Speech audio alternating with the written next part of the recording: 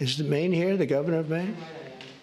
Well, Yeah, I'm here. are you not going to comply with it? I'm complying with state and federal laws. Well, we are the federal law.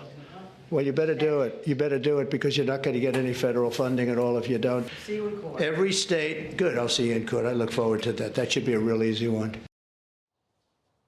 President Trump looking to end his dispute with Maine Governor Janet Mills once and for all and demanding a, quote, full-throated apology from the Democrat mayor who has been silent on protecting women's sports before fully restoring federal funding. Joining us now is Maine State Representative Laurel Libby. Representative Libby, thank you for joining us this morning. From the outside, it kind of looks like Janet Mills completely folded in the face of President Trump's threats, but I think you have a slightly different and perhaps a better informed view of it. Governor Mills is trying to pull a fast one here. She has no intention of removing biological males from girls' sports in Maine. We heard this last week that the University of Maine system has said that they will comply with Title IX. But guess what? They've never had biological males participating in girls' sports. It's actually at the high school level, not the college level, where we've seen biological males participating in girls' sports in Maine. And Governor Mills, the Democrat majority in the Maine Principals Association, have no intention whatsoever of changing their policy, let alone apologizing to President Trump.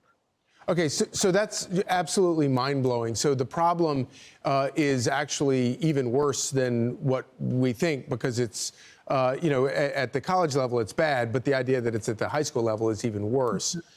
Is there anything that a president can do about that at the high school level? Well, the question remains the same. It's the federal funding issue. When you look at the K through 12 level, there are hundreds of millions of dollars at stake here. And that's the level where we need to see the Trump administration taking action and absolutely following through on their promise, unfortunately, to take federal funding and ensure that Maine does not receive that. It's the only way that Maine girls will see a fair, safe, and level playing field. And unfortunately, at the same time, that will harm Maine students. But I think that's the only recourse we have in our state. Yeah, so this is one of those issues that I think in 10 years from now, we're going to look back and try to have to explain to our kids that this was ever an issue because it makes no sense. But and so I think that normal Democrats don't support any of this stuff. Do you get the sense that some of your Democrat colleagues in Maine realize what a loser this is? And hopefully, more importantly, how dangerous this is and how bad this is for children, and that maybe they should get sort of in league with you guys to actually try to fix some of this at the high school level. Everyday Mainers, absolutely across party lines, understand that it's common sense. Biological males don't have a place in girls' sports. Unfortunately, at the legislative level, we don't necessarily see that same response. The Democrats over the years have primaried out their more reasonable counterparts. Wow. And so we have really extremists at the state house level.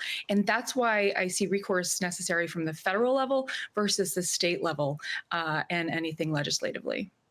Well, thank you so much for putting up the good fight and keep us informed on how things are going up there in Maine. This is not how our political leaders are supposed to be behaving. Thank you so much.